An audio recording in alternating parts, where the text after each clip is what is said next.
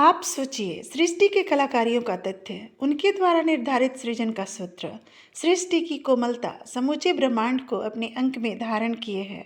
उनके सारे विषयों की पृथक पृथक भाव संवेदनाओं के साथ सृष्टि के सारे अवयव अपने अपने अध्यादेशों के लिए सर्वदा स्वतंत्र है, पर एक लगाव सृष्टि से उनके निर्भरता के साथ।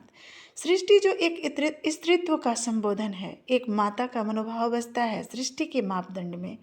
सृष्टि अपने सृजन का विध्वंसक बनने के लिए कभी मजबूर नहीं होती। इंसान का कर्म अपने निमित्त उपार्जन का योग बदल देता है, अनुकूल या प्रतिकूल, क्योंकि सृष्टि तमांतर चराचर से अधिक स्वयं की विशिष्ट समानता मनुष्य से जोड़ रखती है। सृष्टि को सर्वाधिक अपेक्षा आदमी से बनता है। पर यहाँ जाने क्यों लोग ग्रीवा में अग्नाशय लटकाए बैठे हैं। किसी बात का मूल किसी को नहीं पता।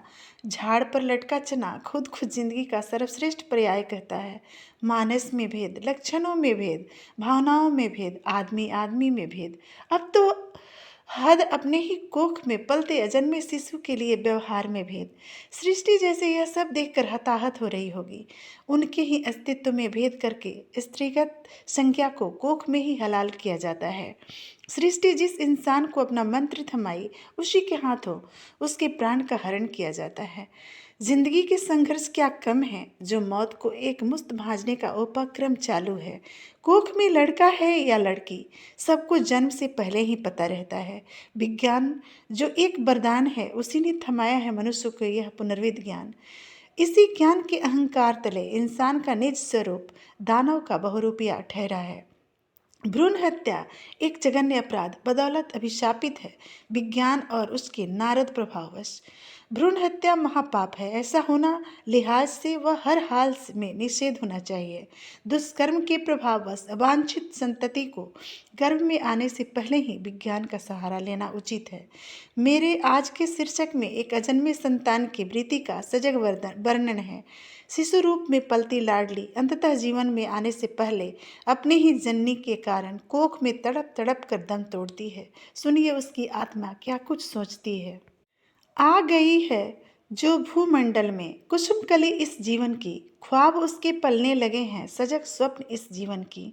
आत्मरस माता का स्पंदन, भावना गजब सम्मोहन की, प्यासी रूह को प्यास टटोलती, उधर अंतस्त पलती नवजीवन की।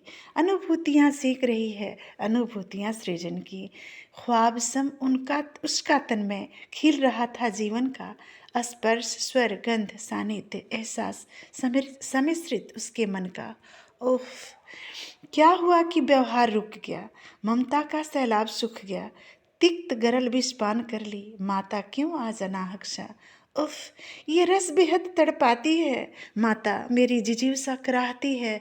पल पल छूट रही है जिंदगी, जीव बिछो तड़पाती है। माता तेरे गर्भ की वही सरस सानिध्य मुझे याद आती है। डरती हूँ अंधेरे गुफे में, एहसास नहीं माँ साथ तेरा। नीरव निर्जन बेजार सी क्यों हूँ, क्यों कली नहीं माँ मैं तेरे मन का। माँ वो एहसास लौटा दे माँ, इस यातना से मुझे बचा ले।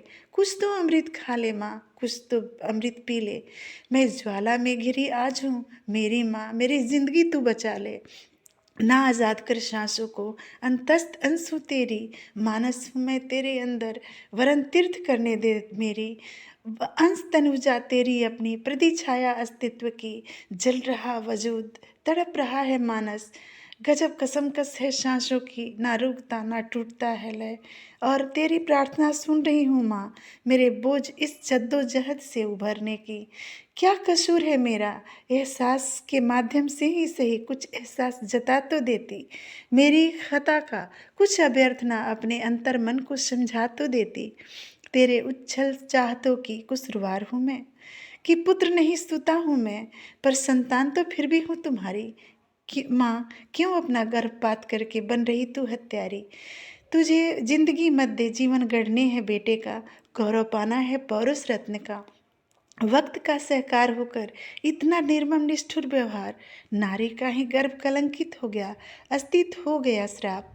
काश तू आईना देख लेती माँ, मुझे मिटाने से पहले एक बार, सिर्फ एक ही बार। हजार बहाने होंगे तेरे, पर क्या जीवन से बहुमूल्य कुछ है भी क्या। मेरे कितने तप के बाद मिला था जीवन की सरहद को तेरा। ओह सरहद छूट रहा है मुझसे, क्यों नहीं किसी को मोह। मुझे पता है मैं खो रही हूँ तेरे अंदर, चिर निद्रा में सो रही हूँ। परछाइयों की जिंदगी में मैं पुनः अशेष संघर्ष को तोल रही हूँ। मीटते मीटते तुझसे कह दूँ अपने मन का आप, भले मुक्त तुम हो जाओगी पर मिटा सकोगी अपने अंतस का ताप। माँ ये मैं नहीं मर रही हूँ, एक अंश तो खो रही है अपना भी। कभी तुझे भी किसी समय में हस्र मिले शायद ऐसा ही, क्योंकि अमर आत्मा का सफ़र यूं ही प्रवस्ती का धार पाता है। जिंदगी कुछ भी नया नहीं मिलता, भावना अपना कर्म ही उधार पाता है। आज एक विषमतावश तू भी झेली मैं भी झेली, अपने अपने कर्म प्रभाव को अंतर्मुक्ति सा का इतना सा है। मैं अभी रास्ते से पलटी हूँ, तुझे अभी अपनी मंजिल खोना है, पर आखिरकार आना है इसी द्वार को जहाँ याचक का विश्वास मरा है, ममता और अभिव्यक्ति का अनमोल लगाव भी मरा है। तड़प कर रूह शांत हुई, माँ अधलेटी तक रही है अंबर को। कोख हरित होने से पहले अपनी सुता भ्रूण को डाल दिया चारा निष्ठिष्ट ग्रहण को। माँ की पीड़ा थम गई है और वो अजन्मा रोग व्यग्रता के अभिशाप से पीड़ित पुनः बीज बनकर धरा के अंक में आने के लिए तपरत। अनंत जीवन धारा सस्ता नहीं है। जन्म पाने के लिए एक आत्मा को कठिन इंतजार यानी दौर से गुजरना पड़ता है। आत्मा को पुनर्जन्म पाने के लिए दुष्कर ऊर्जा शक्ति की ज़रूरत होती है। भीषण तप के बाद एक आत्मा को ऐसा मौका मिल पाती है। वो एक आशा के साथ पुनः पृष्ठ पर उभरने को इंसान के अंक में स्थापित होती है।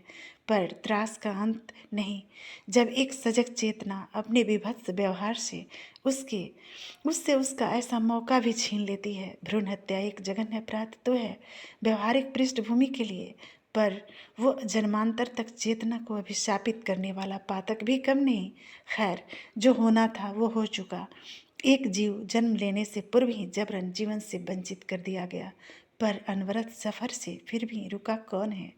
वक्त के अवलंबन में काली अंधियारी रात पुनः एक आशा के साथ सुबह के इंतजार में पड़ी है। जिंदगी का यह सत्य उसे भयावह स्वप्न की तरह रह रह कर डराती है। क्या पता आगामी अंक में वक्त को खुद को दोहराते हैं या उसे जीवन दर्शन कराती भी है। अशेष आत्मा का अनंत सफ़र, फिर वही डगर फिर वही सफ़र को यात्रा जारी है।